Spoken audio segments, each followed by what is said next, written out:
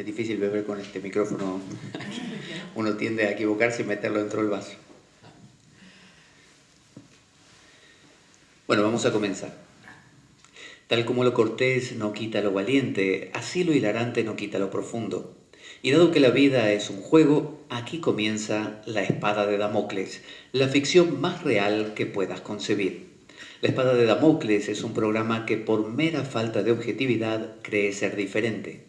Personajes mitológicos salidos de los más profundos avernos, leyendas escabrosas y sin sentido, curiosidades inquietantes e inútiles, historias antiguas malversadas por nuestra incapacidad de entendimiento y cuentos carentes de profundo significado.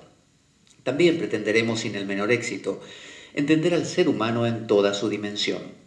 En suma, si quieres desperdiciar tu vida, aquí comienza La Espada de Damocles, la ficción más real que puedas concebir. La Espada de Damocles se emite todos los lunes de 11 a 13 horas desde los estudios de la Radio Cuca, pero también se emite, como en este caso, o se graba, mejor dicho, domingos alternos en la Biblioteca Pública del Fontán, en Oviedo, con entrada libre y gratuita. Puedes descargar nuestros programas grabados, aquellos que ya se van acumulando, que tenemos casi 200, a través de nuestra web www.espadaweb.blogspot.com o si no directamente desde iBooks. También puedes comunicarte a través de Twitter, @PabloJVeloso, enviarnos un correo con comentarios, opiniones, sugerencias, lo que quieras, info@espadaweb@gmail.com. También puedes participar de nuestro grupo de Facebook llamado La Espada de Damocles y puedes compartir el programa. Lo puedes compartir en cualquier red social con tus amigos, pero también lo puedes subir. Tienes la libertad de subirlo a tu canal de manera que el programa dé vueltas por ahí. Así que, sobre todo, ¿sabes qué? No te lo puedes perder.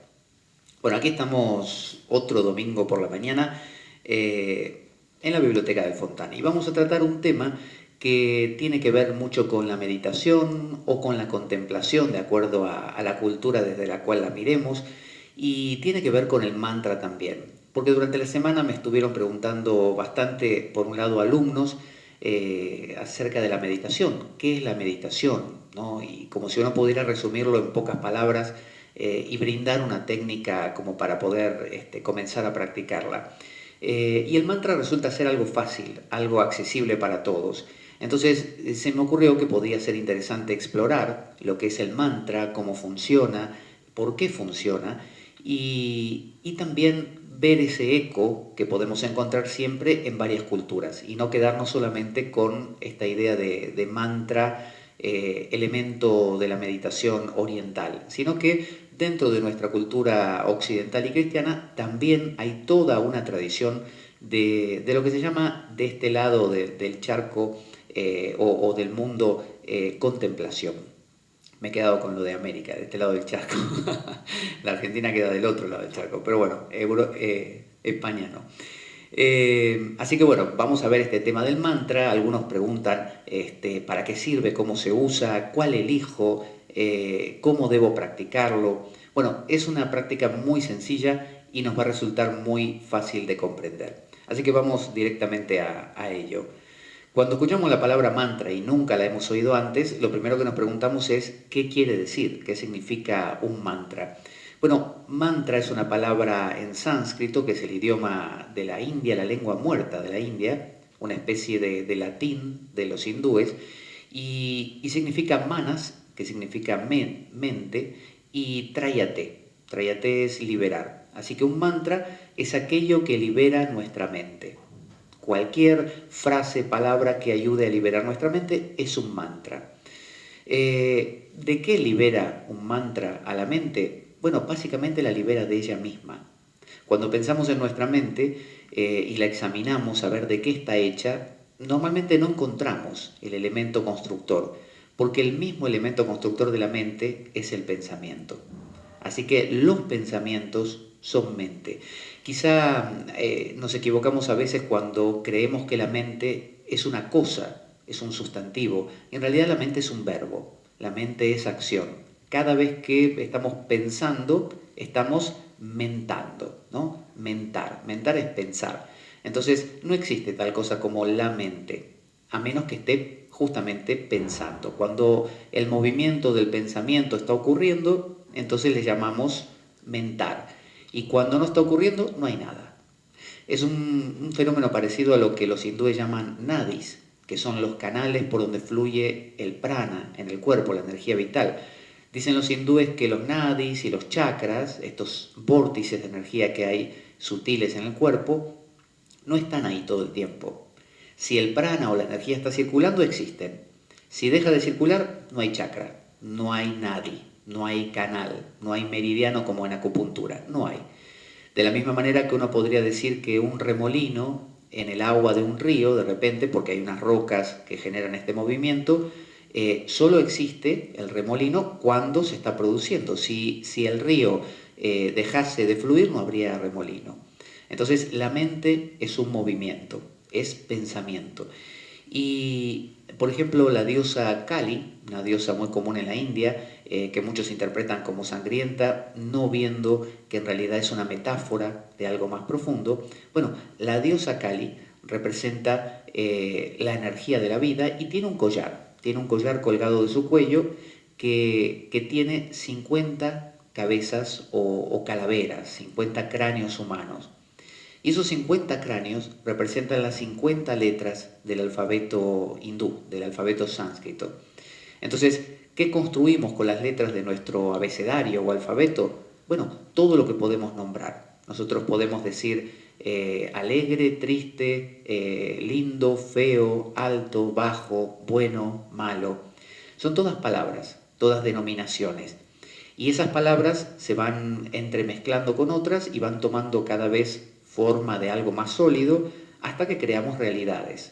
Entonces creamos oraciones como yo no sirvo, o yo no puedo, o yo no valgo, o esto es todo lo que hay, ¿no? O por el contrario, soy maravilloso, o lo que fuera. Es decir, podemos crear con las palabras mundos. Entonces, Kali, la diosa Kali, representa a Maya, representa la ilusión. Y Maya justamente significa medir, medir. Cuando uno mide algo, lo define. Entonces yo digo, por ejemplo, esta mesa, ¿hasta dónde es mesa? Bueno, hasta, y determino, hasta ahí. A partir de ahí hacia allá es aire. Y de aquí hacia adelante es aire también. Y de aquí hacia atrás, y entonces defino que lo que está en medio se llama mesa. Entonces esto pasa a ser un algo llamado mesa y aquello una nada o una otra cosa que no es mesa. Entonces así empiezo a hacer diferencias. Y luego cuando hago diferencias me empiezan a despertar preferencias, porque digo, esta mesa me gusta más que esa otra de allá. O este sabor de la comida me gusta más que aquel otro, o esta persona me cae mejor que aquella otra. Y cuando creo preferencias, creo intereses, me empieza a interesar más, lo prefiero y lo deseo, deseo conseguir aquella cosa. Entonces empiezo poniendo nombres y acabo implicándome. Y me implico con este mundo que me empieza a arrastrar de aquí hacia allá, no olvidándome que inicialmente fue solamente un nombre. Porque si esta mesa yo la machaco y la convierto en acerrín, pasaría a ser simplemente polvo y ya no la llamaríamos mesa, la llamaríamos, por ejemplo, acerrín o desecho o trozos de madera, simplemente. Entonces, una cosa no es una cosa permanentemente, lo es mientras lo está haciendo. Si esta mesa es destruida y pasa a otro estado, pasa a ser otra cosa. Entonces, este mundo de palabras es el mundo que creemos y creamos. Por lo tanto, si yo le doy validez, para mí esta mesa es una mesa, entonces es una mesa e importa y hay que cuidarla y hay que conservarla. Mientras que viene una persona de alguna parte del mundo donde no existan las mesas y para él esto jamás va a ser una mesa y quizá no le interese y la eche por ahí. Entonces, nuestra mente es palabras, nuestra mente es nombres, nuestra mente es intereses, deseos que continuamente están moviéndose. Eso se llama en la India Maya, se llama ilusión. Y siempre tienen esos nombres, Maya, Mara, María, Mar, como el océano, hablando de algo vasto, ¿no? De la madre, madre, mater, madre naturaleza. Y esa madre naturaleza es la que nosotros conocemos todos los días. Ese es nuestro mundo. Entonces, el mantra, la meditación, todo el acercamiento a esa otra cosa que aparentemente se nos cuenta que nos estamos perdiendo, es como si alguien viniera y nos dijera, mira, todos estos nombres que fuiste poniendo, te has olvidado que inicialmente los pusiste. Así que vamos a recordar, vamos a ir hacia atrás y vamos a ver cómo se inició todo. Al inicio de todo, cuando recién naciste, no había nombres. Los empezaste a poner poco a poco. Por lo tanto, quiere decir que hay una realidad que subyace, que está detrás de todos los nombres, que es sin nombre, ¿no? Hasta que yo le llamo a esto mesa, ¿qué es? Es algo que no fue nombrado. Bueno, ese algo no nombrado, algunos le llaman el silencio interior, la paz, Dios, la totalidad, el vacío, el nirvana, ¿no? Distintos nombres, Brahman, le dicen los hindúes. Entonces, esa realidad está de fondo. Algunas culturas viven de manera que dan lugar a esa realidad. Es decir, ponen nombres a las cosas, usan las cosas, se divierten con las cosas, sufren con las cosas, y las cosas no solamente son exteriores, como una mesa, también son interiores, como emociones, como querencias, como miedos.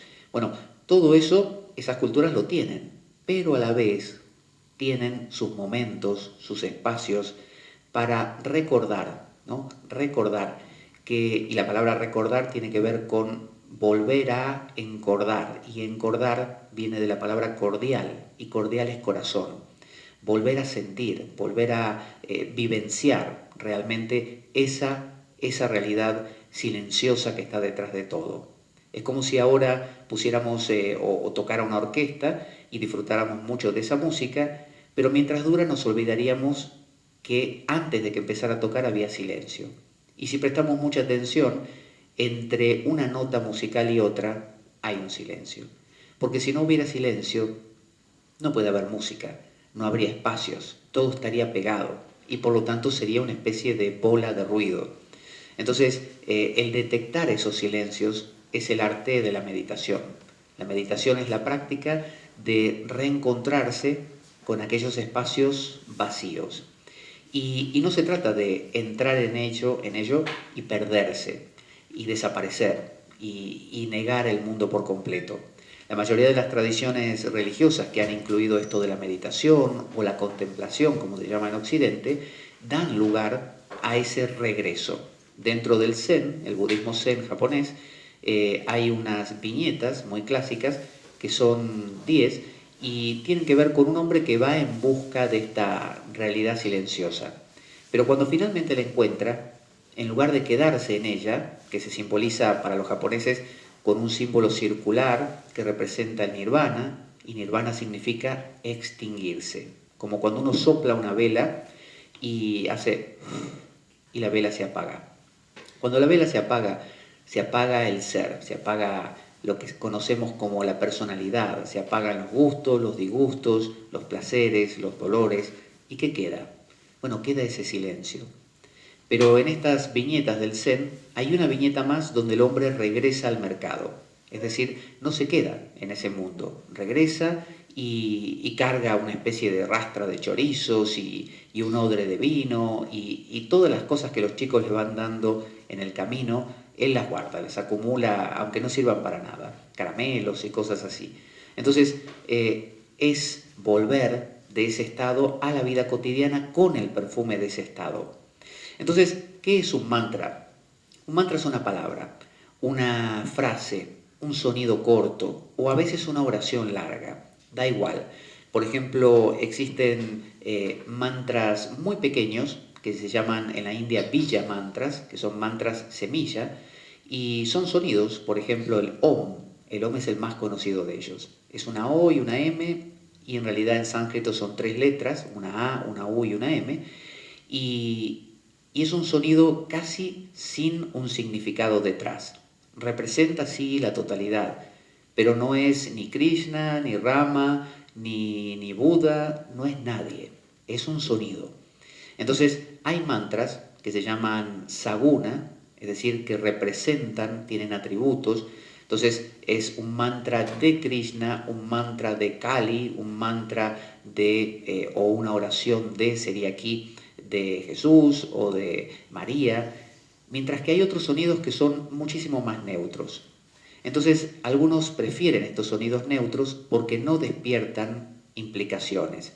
Si uno está en silencio repitiendo un mantra mentalmente y ese mantra dice, por ejemplo, Jesús, Jesús, o dice Krishna, Krishna, Krishna, uno inevitablemente va a estar pensando, imaginándose cómo es ese Krishna, cómo es ese Jesús, y de ahí la mente es muy prolífica, va a engancharse con más pensamientos y va a crear mundos y se va a acordar de cosas, de lo que hizo ayer o de lo que tiene que hacer mañana.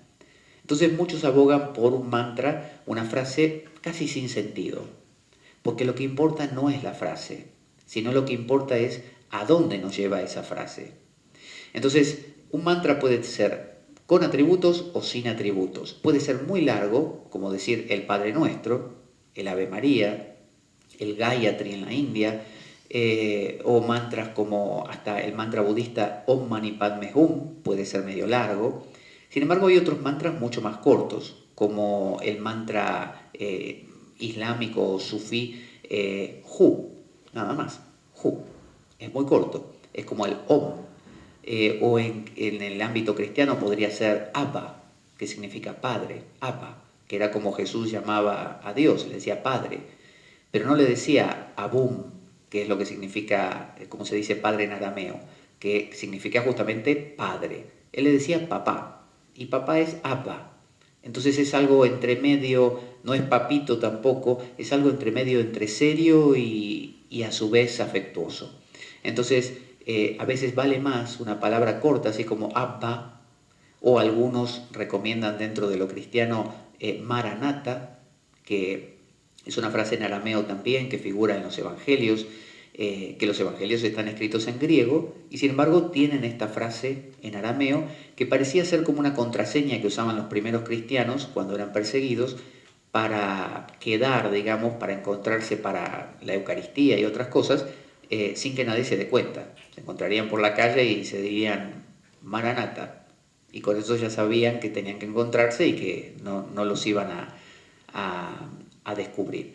Entonces, a veces una palabra como esa, Maranatha, ¿qué me despierta Maranatha? Y nada, porque significa algo así como ven Señor, ven Jesús, o Jesús viene, pero no es nada, no es nadie, no es una persona.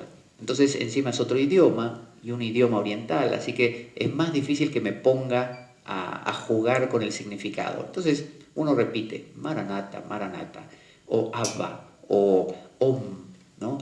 O Amén, ¿no? Palabras así que sean cortas tienen un poder mucho más efectivo.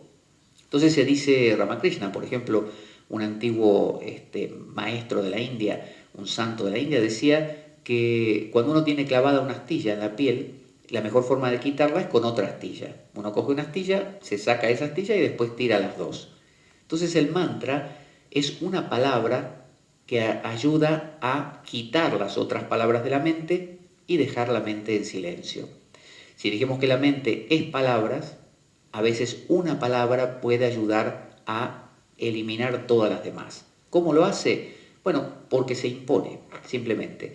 Cuando uno está tarareando una canción, quizá una canción odiosa que a uno no le gusta, que la escuchó por la radio, y pese a todo uno está cantándola y cantándola, sabemos que la mente piensa un pensamiento por vez, no puede pensar más de uno. Lo que pasa es que piensa muy rápido, entonces nos da la sensación que pensamos 20 cosas a la vez, pero en realidad pensamos de a una. Entonces, si nosotros repitiésemos un pensamiento continuamente, ese pensamiento acabaría, dispersando a los demás o quitándoles el espacio a los demás, porque llenaría la mente de la repetición de lo mismo. ¿Y cómo hace uno para repetir una palabra continuamente y no aburrirse? Por empezar, tiene que ser una palabra que nos despierte algo.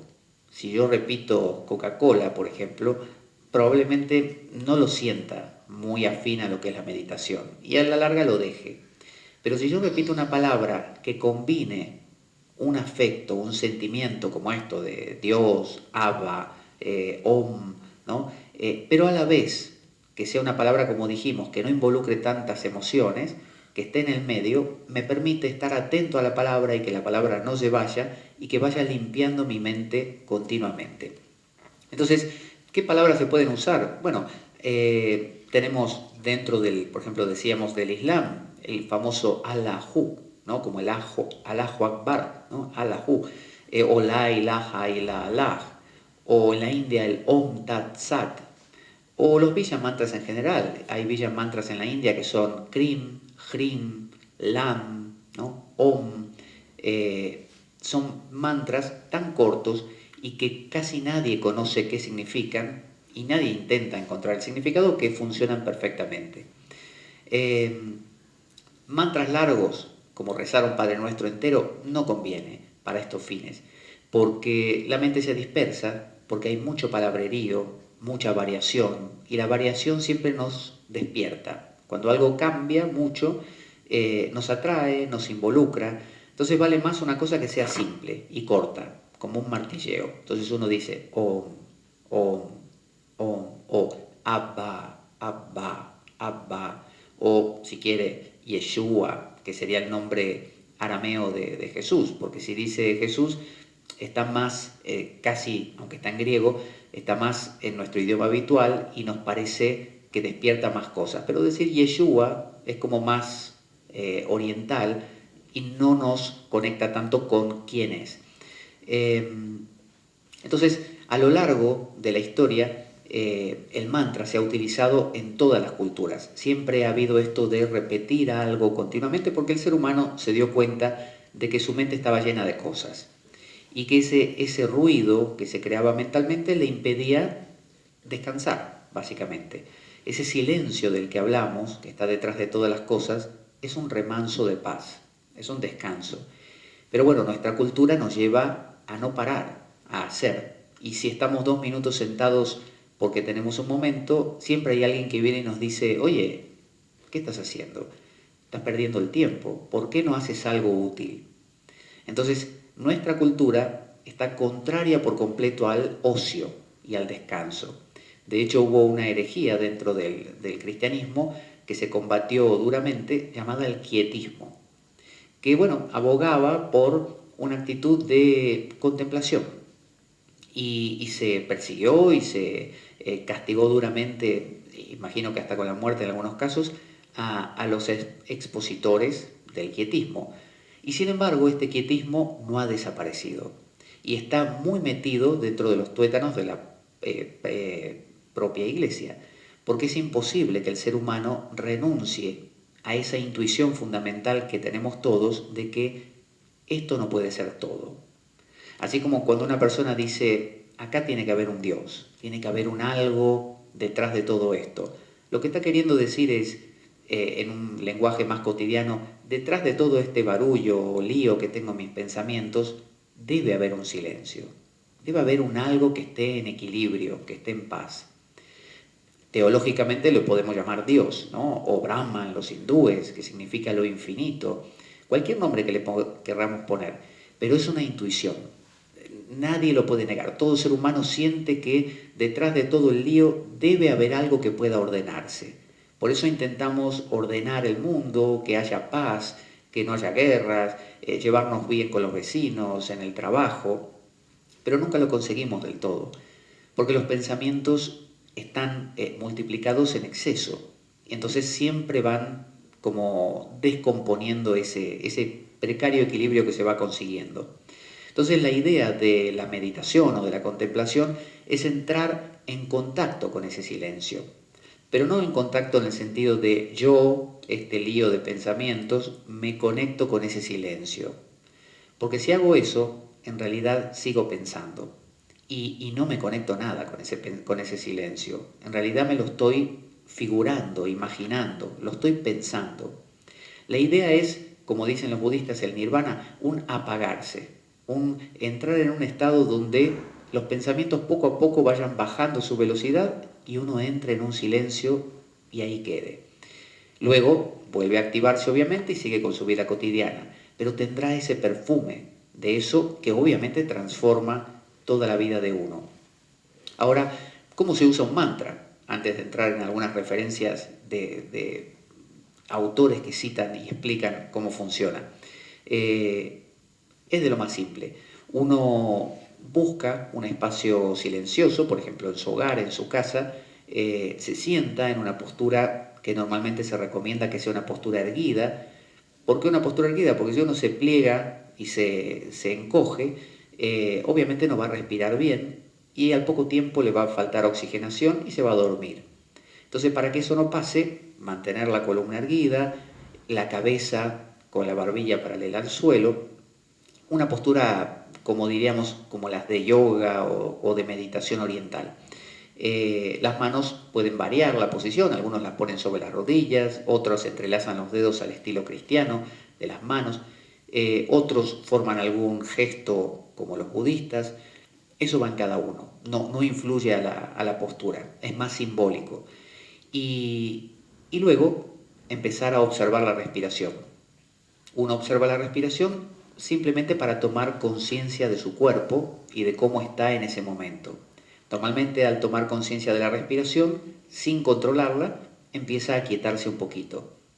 Cuando se aquietó la respiración, uno empieza a repetir esa palabra que eligió, ese mantra. La repite simplemente una y otra vez. A algunas personas les gusta repetirla con la respiración. Entonces, por ejemplo, al inhalar dicen Om, al exhalar dicen Om, al inhalar vuelven a decir Om. O, si fuera otra palabra, no sé, y así, Yeshua, o la mitad de la palabra al inhalar y la mitad al exhalar, si es más larga. Pero otros dicen no, sincronizarlo con la respiración me distrae. Vale, entonces la repiten simplemente mentalmente. ¿Por qué no verbalmente? Bueno, porque implica un esfuerzo corporal, cansa, seca la boca, entonces vale más mentalmente. Y se repite esta palabra, se repite continuamente. La palabra ¿qué va a hacer? Va a ser un efecto, como decíamos, uno puede imaginar un cubo de estos de agua, ¿no? Que está pegado al suelo y está lleno de agua sucia. Y uno quiere limpiar el agua de ese cubo, pero claro, no lo puede volcar. Entonces, ¿cómo lo limpia? Si uno coge una manguera con agua pura, agua limpia, y la empieza a volcar en el balde, empieza a rebalsar, y poco a poco esa agua se va volviendo transparente. Bueno, eso hace el mantra. El mantra es una especie de saturación. Va a lo mismo, lo mismo, lo mismo, lo mismo, lo mismo, y llega a un punto que no hay espacio para otra cosa. ¿Aparecen otros pensamientos? Claro, aparecen recuerdos, sobre todo al comienzo de las prácticas, cuando uno no está acostumbrado y está acostumbrado, por el contrario, a pensar de todo. Los pensamientos vienen. ¿Qué hace uno? ¿Se enfada? No. ¿Se pelea con los pensamientos? ¿Los rechaza? ¿Se dice que uno no es buen meditador? Tampoco, no se culpa. Simplemente cuando llega el pensamiento uno lo observa, lo nota y vuelve al mantra. Y vuelve al mantra, y vuelve al mantra unas 100 y 1000 veces. Con el tiempo, como todo sucede, la práctica hace al maestro, con el tiempo, al repetir la palabra regularmente, se hace habitual y el proceso sucede más fácilmente. Uno entra en ese estado más fácilmente. Y el estado es de silencio de pensamientos. Hay menos pensamientos, hay menos recuerdos, menos imágenes vienen y uno empieza como a vaciarse. Y cuando se vacía, como decía, no es que uno entre en otra cosa, porque ese silencio siempre estuvo ahí. Por lo tanto, no es que lo vamos a alcanzar. Ese silencio no es ajeno a nosotros, por lo tanto no se adquiere tampoco, no se consigue. El silencio está. Es como si aquí hubiera mucho ruido y uno dijera, bueno, ¿cómo cogemos el silencio? No se puede. Y bueno, ¿y cómo llego al silencio? No llegas. Simplemente apaga el sonido y verás que el silencio siempre estuvo ahí. Lo apagas, lo escuchas, vuelves a encender el sonido y sabes ahora que ese silencio siempre estuvo ahí de fondo. Entonces, esa es la práctica del mantra. Es como cuando esos aviones planeadores que no tienen motor necesitan despegar y por sí mismos obviamente no tienen la fuerza, necesitan que otro avión los remolque. Y los remolca durante un tramo hasta que consiguen altura suficiente y luego los suelta. Y el planeador vuela solo, a partir de ahí, en un silencio muy maravilloso. Entonces, ese avión a motor que nos remolca es el mantra. ¿Y cuál es la ventaja del mantra? Que lo podemos usar en cualquier sitio. Uno puede repetir el mantra en este mismo instante, puede repetirlo caminando por la calle, puede repetirlo mientras trabaja. Y uno dirá, bueno, no va a perturbar a mi trabajo si estoy repitiendo un mantra, no voy a dejar de concentrarme. Pasa igual que con las canciones. La canción puede estar sonando de fondo y es casi como que está de tal manera entremezclado que uno ni se entera que la está tarareando. Bueno, el mantra está ahí, aparece durante el día y desaparece millones de veces, ¿no? En los momentos más insospechados vuelve a cobrar fuerza y por otros momentos vuelve a esfumarse, pero siempre está, no se va. Entonces, el mantra no es, dijimos, mágico ni sagrado en sí mismo, aunque las religiones y las tradiciones van haciendo sagrado a su propio mantra, como los Hare Krishna con el suyo, por ejemplo, o el Om, o para los cristianos la palabra Jesús, que dicen que es el nombre ante el cual toda rodilla se dobla. Entonces, si bien se hace eso, la palabra no es la cosa. Ese Dios, ese silencio interior, esa paz, en realidad está más allá de toda palabra, aún las palabras que suenen a sagradas. Es decir, ese silencio, ese Dios, no es la palabra Jesús, ni la palabra Dios, ni la palabra Yahvé, ni la palabra Brahman, ni la palabra Krishna. Es un algo que no puede describirse. Hay un autor antiguo del siglo IV llamado Pseudo Dionisio Areopagita. Se llama pseudo porque durante mucho tiempo se pensó que era un discípulo de Pablo de Tarso, es decir, que vivió en el siglo I, y en realidad no, vivió en el siglo IV y era de índole neoplatónico. Entonces aquí habla acerca de Moisés y dice, aunque ciertamente no se encontró con el mismo Dios en persona y no le pudo ver, pues es invisible, sino con el lugar donde él mora, cuando Moisés subió al Sinaí. Y yo pienso que esto quiere indicar que las cosas más santas y sublimes que vemos y pensamos son meros razonamientos hipotéticos para poder explicar al que todo lo trasciende. Es decir, cuando meditamos o contemplamos, según uno le quiera llamar, cualquier pensamiento, por más sublime que sea, amo a la humanidad, se me aparece la Virgen María, lo que sea, ¿no? Lo veo a Krishna tocar la flauta, todo eso son, dice Dionisio, son palabras, son pensamientos, no son la cosa. Aquello que está detrás no tiene ninguna denominación, ninguna. Por ellos, dice, se manifiesta su presencia, que supera toda imaginación, que camina por las alturas inteligibles de sus santísimos lugares. Y solamente entonces se ve libre de esas cosas vistas y también de las que ven y penetran en las tinieblas realmente misteriosas del no saber. Habla de aquello, es un camino, normalmente se le llama apofático. Apofático es como negativo, es decir, alguien pregunta, ¿qué es eso? A ver, descríbeme el silencio. La respuesta es, no puedo describírtelo. Es un no ruido. Bueno, pero un no ruido, te entiendo, pero ¿qué es si es un no ruido? Dime algo positivo. No puedo. No puedo describirlo, porque si describiese y dijese, ese silencio es, o Dios es, ya no sería eso. Ya lo habría contaminado. Entonces, eso es como si yo dijera, muéstrame el silencio, a ver. Apagamos todo y alguien dice, esto es el silencio, ¿ves? Al decirlo, ya no hay silencio. Entonces, esa es la paradoja. Uno va apagando sus pensamientos mediante, por ejemplo, este mantra, esta palabra, y no es que no podría decir entra, no entra, simplemente es ese estado. Un estado que uno siempre fue, pero no notó. Entonces, cuando está en ese estado, tampoco lo nota. Esa es la paradoja, porque si uno lo notase y dijese, oh, mira, he llegado al silencio por un rato, lo perdió. Entonces, ese silencio es vivificante. No se trata de entenderlo, ni de recordarlo, ni de comprenderlo o de escribirlo, no, o de notarlo, tampoco. Es simplemente estar, como dirían en términos teológicos, en la presencia de Dios. Punto. Eso vivifica, transforma, cambia la vida de una persona. Ya no es ruido y el estrés del ruido. Ahora es todo el movimiento normal más un perfume de fondo que da un sentido de vida que no había antes. Y dice, en ese no saber, y allí cierra los ojos a todas las percepciones cognitivas, o sea, a todos los pensamientos, y se abisma en lo totalmente incomprensible e invisible, abandonando por completo en el que está más allá de todo y es nadie, ni de sí mismo ni de otro, pero renunciando a todo conocimiento, queda unido en la parte más noble de su ser con aquel, con mayúscula, que es totalmente incognoscible y por el hecho de no conocer nada, entiende por encima de toda inteligencia. Habla de que hay un saber que no es de los pensamientos.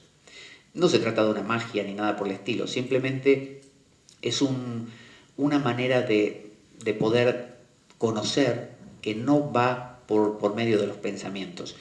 Y hay autores que han recorrido la historia. Por ejemplo, más cerca de nuestro tiempo tenemos este librito que pertenece a un autor anónimo del siglo XIV. Este era del siglo IV, o sea, bien antiguo. Este del siglo XIV, y es de un anónimo inglés, un monje se dice, y se llama La nube del no saber. Y rescato estos libros porque quiero mostrar que también dentro de la cultura occidental cristiana hay la misma tradición que en Oriente. Y él da estos consejos. Dice en el verso 5, dice que durante la oración contemplativa todas las cosas creadas y sus obras han de ser sepultadas bajo la nube del olvido. Él dice que hay dos nubes. La nube del no saber, como que está por encima de nosotros. Ese es el silencio. No la puede describir él. Por eso le llama del no saber. Y luego la nube del olvido le llama él a la nube de los pensamientos, como que es lo que nos hace olvidar aquella otra cosa. Y que uno está en medio de las dos.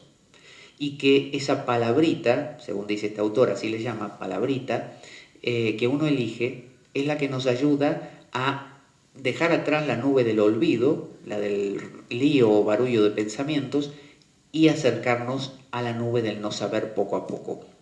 Entonces dice, si deseas entrar en esta nube, que es la nube del no saber, el silencio, permanecer en ella y proseguir la obra de amor de la contemplación a la cual te estoy urgiendo, tienes que hacer otra cosa.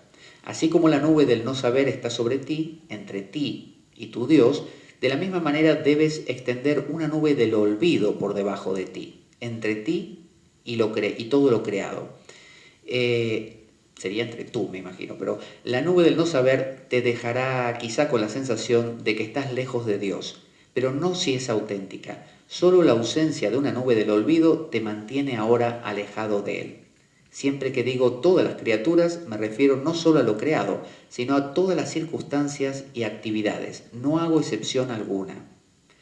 Y continúa explicando, con mucho detalle, cómo uno debe aferrarse a esa palabra y descartar todo pensamiento que venga. Y él dice, no importa qué pensamiento, puede venir el más sagrado, el más santo, una inundación de paz, no, todo hay que soltarlo.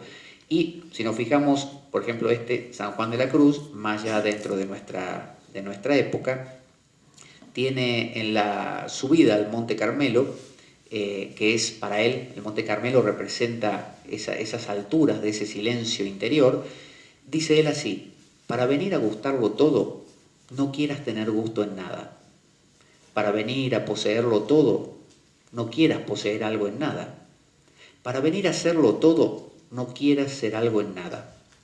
Para venir a saberlo todo, no quieras saber algo en nada. Para venir a lo que no gustas, has de ir por donde no gustas.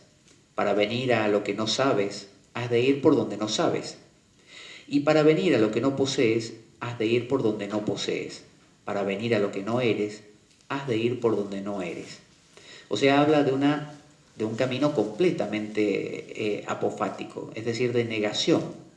Una especie de esto no soy, o esto no es, aquello no es. En la India le llaman neti neti.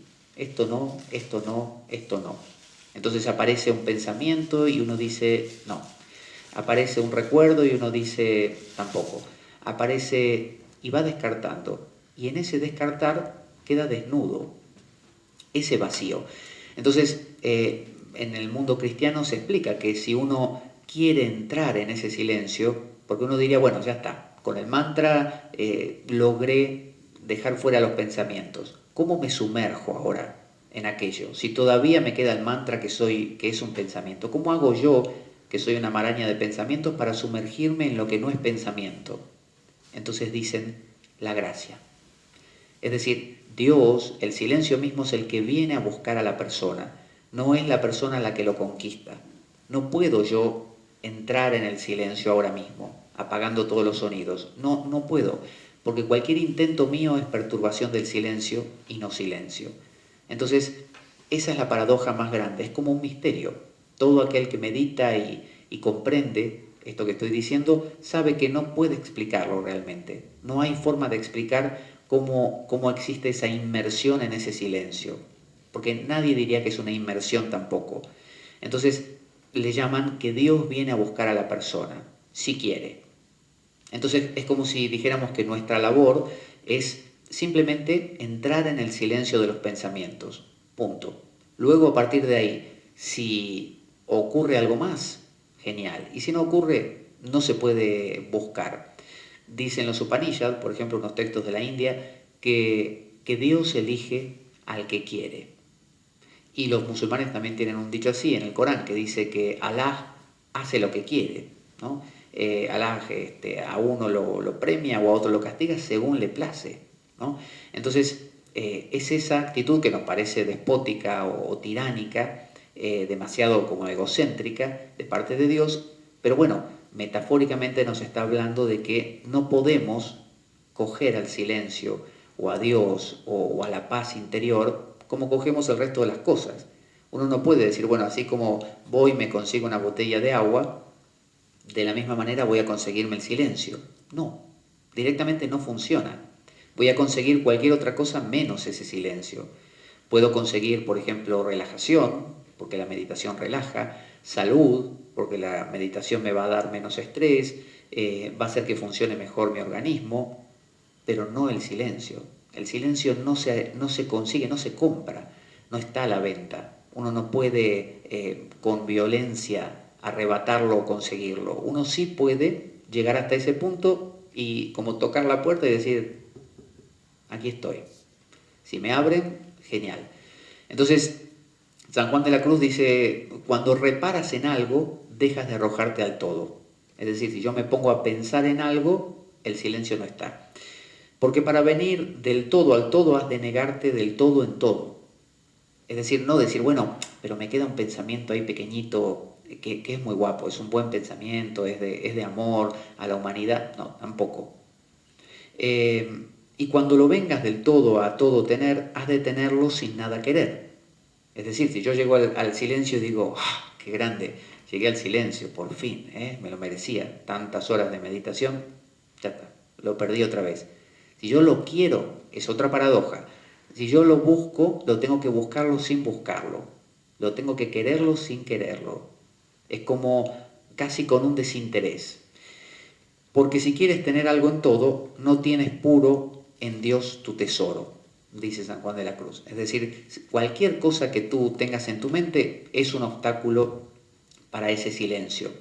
Y como para conocer un poco la historia dentro de este lado del mundo del occidente, de esta tradición contemplativa, tenemos como punto de partida, bueno, inicialmente Plotino, por ejemplo, de los neoplatónicos, luego este pseudo Dionisio Areopagita, esta es la clave de todo el cristianismo, porque hasta que el cristianismo se dio cuenta de que era un pseudo Dionisio y no el Dionisio que pensaban, pasó tanto tiempo que San Agustín, Santo Tomás de Aquino, elaboraron toda la teología cristiana, católica, sobre esta base. Entonces, este es un pilar.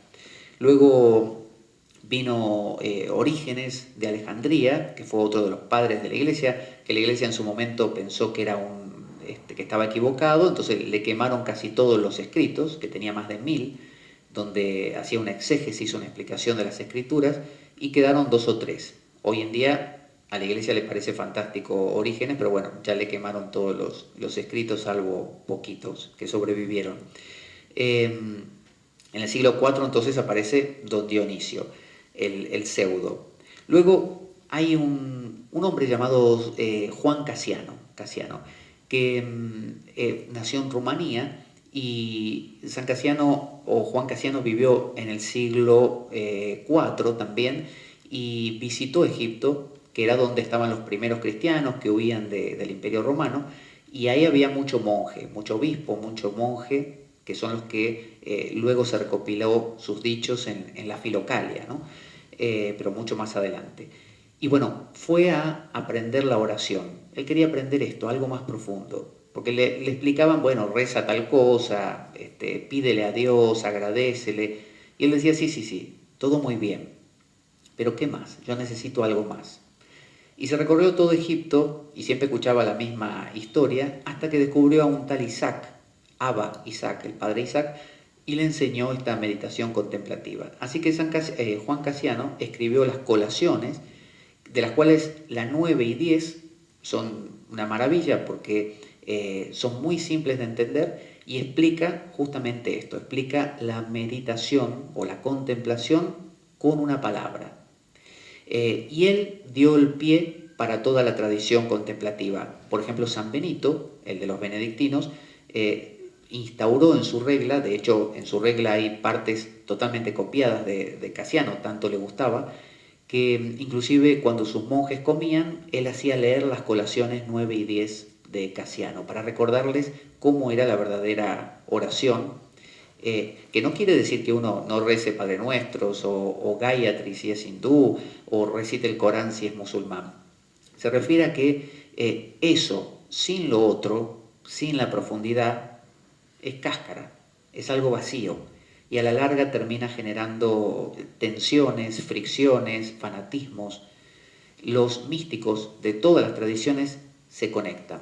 Por eso entre los místicos no hay diferencias, porque el silencio al que accede un místico sufí, o sea, musulmán, es el mismo al que accede San Juan de la Cruz y es el mismo al que accede un hindú en profunda meditación o un budista. En eso no hay diferencia. Se dice que cuando dos ladrones se cruzan por el camino, no hace falta ni que se presenten, ya se reconocen mutuamente. Entonces los místicos se reconocen. En cambio, los que no son místicos y simplemente están en las cosas exteriores, que son las devociones, que solo la devoción externa, bueno, esos dicen lo mío es mejor, ¿no? Mi virgencita es mejor que la tuya. Y se generan antagonismos y problemas, a escalas a veces muy grandes y desgraciadas. Luego vino Evagrio Póntico, otro gran padre de la iglesia, monje, y escribió un tratado sobre la oración, más largo, también muy bueno, en el siglo IV, era romano él. Luego viene la nube del no saber, que ahí ya saltamos 10 siglos, hasta Inglaterra, es un anónimo, no se sabe quién fue, pero bueno, era común escribir textos y no firmarlos como lo escribí yo, sino como autor anónimo. Se dice que era un monje y es un libro muy claro y dirigido como si fuera al practicante. Uno puede ser practicante de budismo zen, practicante de yoga, practicante de cristianismo, y este libro vale perfectamente. Son libros místicos, y los místicos, si uno lee San Juan de la Cruz, no va a encontrar alusiones continuas a devociones, sino siempre alusiones a algo que está como en ese silencio, más allá de las cosas. Por eso mucha gente rechaza todo esto y dice, a mí déjame con el rosario y la novena y la peregrinación, ¿no? Y la misa, y listo. Sin embargo, no entienden que si uno se impregna de toda esta base, luego la misa y la novena y el rosario y la peregrinación tienen otra consistencia. Luego vino Meister Eckhart en el siglo XIV, mismo de la nube del no saber, era un dominico alemán y él participó de lo que se llamó la escuela renana por el Rin, el río Rin. Y bueno, también estuvo Tauler y Suso, que eran discípulos de él, y él asesoraba y enseñaba a muchas monjas, entre las cuales estaban las beguinas, que fue un movimiento que hubo por ahí, por Europa Central, cerca de los Países Bajos, y hablaba de este misticismo. Y a muchas de esas beguinas las quemaron, como a Margarita Porete, la quemaron. Luego Juliana de Norwich, estaba también Hildegarda von Bingen. Bueno, místicas que nos vamos retrotrayendo y llegamos hasta nuestro amigo San Juan de la Cruz o Santa Teresa de Ávila, que son herederos de esa tradición. San Juan de la Cruz lo vuelve poesía, pero en esencia es lo mismo. Y hace falta, creo yo, impregnarse de estos silencios para poder entenderlos. A mí me ha pasado que hace años yo tenía este mismo libro y no entendía ni 2 páginas. Leía y para mí era más o menos como si lo hubieran escrito en chino. Y nada, no me decía nada. Hoy en día lo leo y encuentro un eco, descubro cosas que las entiendo, son cosas que las vivencio, son cosas que las comprendo, pero quizá porque he caminado un poco más en ese sentido.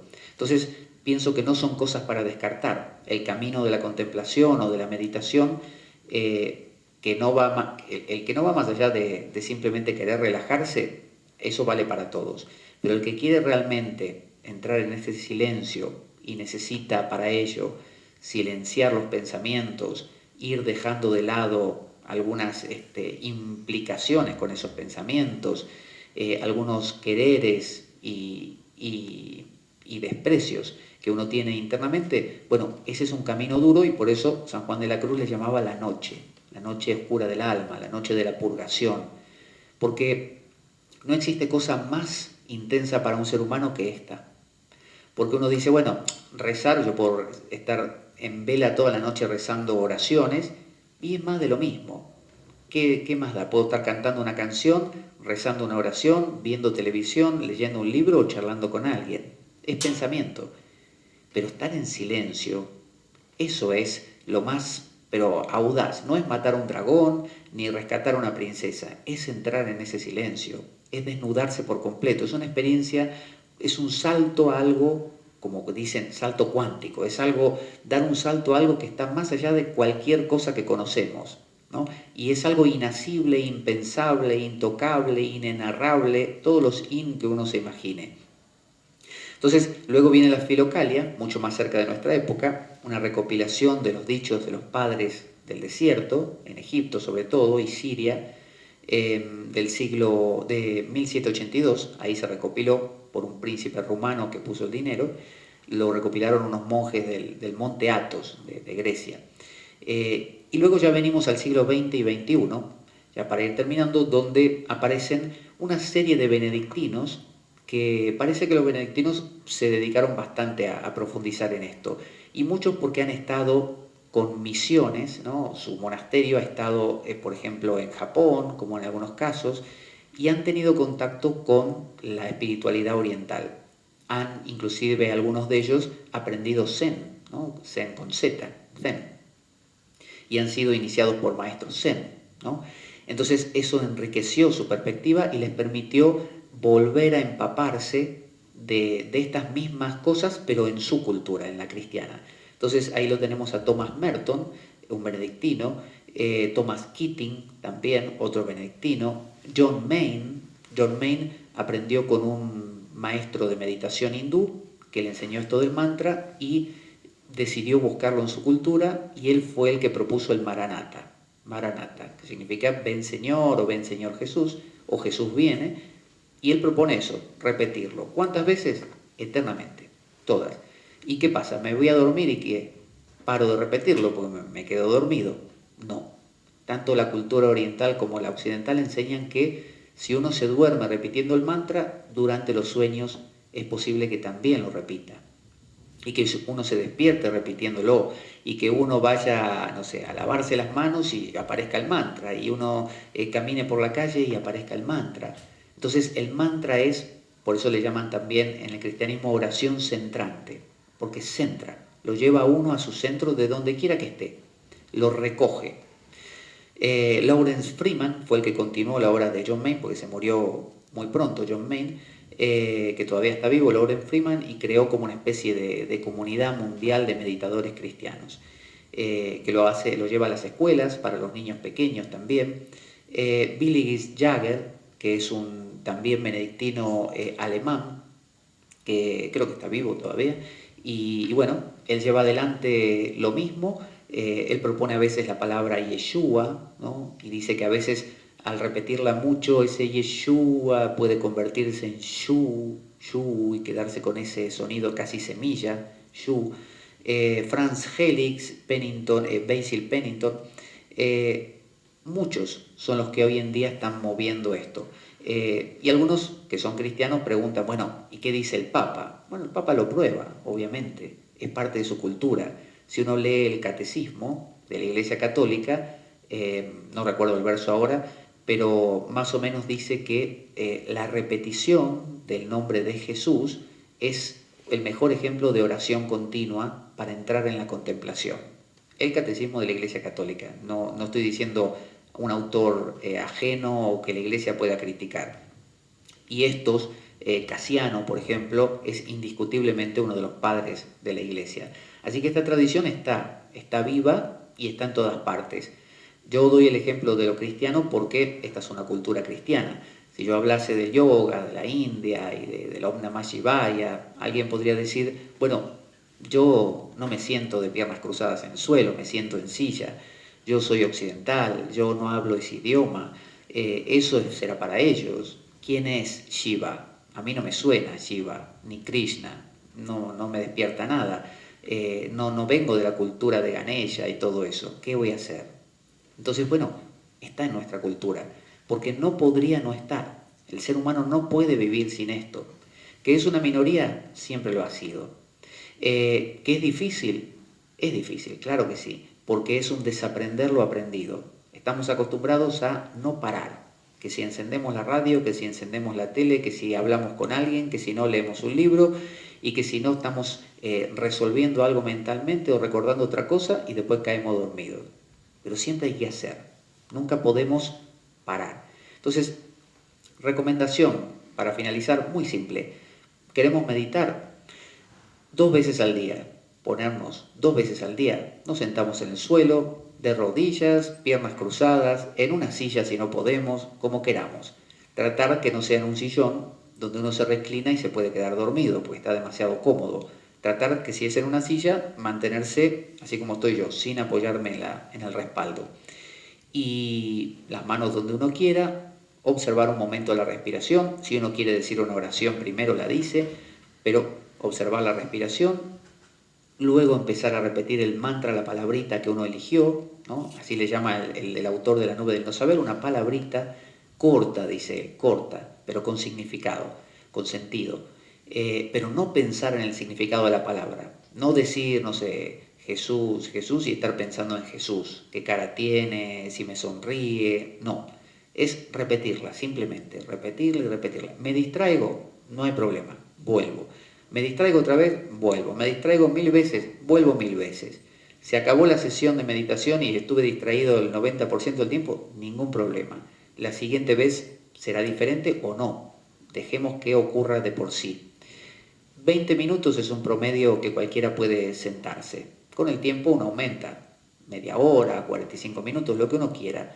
Pero si uno hace por la mañana y por la tarde 20 minutos de sentada, y luego de repetir este mantra, si uno ve que entra en un silencio, ¿no? Que ese silencio se produce o como uno le quiera decir, bueno, deja el mantra y se queda ahí en ese silencio. Si vuelven los pensamientos, uno vuelve al mantra. Si vuelve a haber silencio, deja el mantra. Porque lo importante no es el mantra, sino el silencio. Ese silencio es Dios, ese silencio es el ser, ese silencio es el todo, ese silencio es el nirvana, ese es el silencio que cambia. Entonces, rezar, dice el mismo San Juan de la Cruz, es un obstáculo entre Dios y uno. En realidad, vale más que hablarle a Dios, estar en la presencia de Dios. Entonces, vale más que llamar al silencio, decir, ¡ay, silencio, silencio, ven, silencio! Alguien me diría, bueno, ¿por qué no te callas? Y el silencio está. Entonces, vale más estar en silencio, estar en la presencia, y ahí se produce el verdadero cambio. Que hay que resolver problemas mentales, de fobias, de ansiedad, de preocupaciones. Claro, para eso está la terapia, el psicólogo, la reflexión, ¿no? El estudio, el aprendizaje, pero una cosa no quita la otra. Esta profundidad a su vez va a mejorar muchísimas de esas cosas porque cambia la perspectiva de la vida de un ser humano. Entonces, meditar 2 veces por día, cuando concluye la meditación, puede uno decir una oración o no, y levantarse, y normalmente se recomienda incorporarse a la actividad de a poco e intentar que ese perfume esté ahí todo el día, que no se pierda. Así que bueno, hemos hecho un recorrido por la tradición del mantra en la cultura oriental, en la cultura occidental. No recomiendo uno en particular porque depende de cada uno. Uno puede usar el Maranatha, como decíamos, el Abba, que es Padre, o bien Jesús o Yeshua, o puede usar Om Namah Shivaya, puede usar el Om, puede usar el Allahu, el que uno quiera, según lo que a uno más le despierte, pero lo que se recomienda es no cambiarlo, porque si uno lo cambia, es como si uno, dicen, había un hombre que quería encontrar agua en un terreno que tenía y cavaba 1 metro, no encontraba, entonces dejaba el pozo y cavaba 1 metro más allá, no encontraba, cavaba más allá, no encontraba y finalmente dijo, aquí no hay agua. Y vino un tipo y le dice, tú déjame a mí. Y cavó 10 metros para abajo, hacia abajo, y encontró agua. Y el otro le dice, ¿cómo fue que encontraste? Y dice, en vez de cavar un montón de agujeros superficiales, cavé uno solo y muy profundo. Entonces, si uno cambia de mantra cada rato, nunca llega a calar lo suficiente. Entonces, está bien al principio probar varios, a ver con cuál uno resuena mejor, pero una vez que uno lo encuentra, mantenerlo y no dejarlo, y dejar que el mantra mismo actúe. Abierto siempre al saber que esa otra cosa es la que puede venir o no. Don Juan de Carlos Castaneda decía que el nahual, él le llamaba el nahual a ese silencio, y el tonal al mundo de los pensamientos, él decía, el nahual no se lo puede alcanzar. Castaneda le preguntaba, ¿cómo lo alcanzo? No, uno solo, decía él, puede reordenar la isla del tonal. Reordenar la isla del tonal, es decir, los pensamientos. Uno puede, por ejemplo, aplacar un poco los pensamientos. Y decía él, ahí si el nahual quiere entra, viene. ¿Y cómo viene? El nahual viene, decía él, como la brisa, como el viento, no puede saberse cómo, ni cuándo, ni de qué manera. El brujo, el practicante, decía él, se abre, simplemente está dispuesto, reordena la isla del tonal y espera. Eso es la meditación o eso es la contemplación.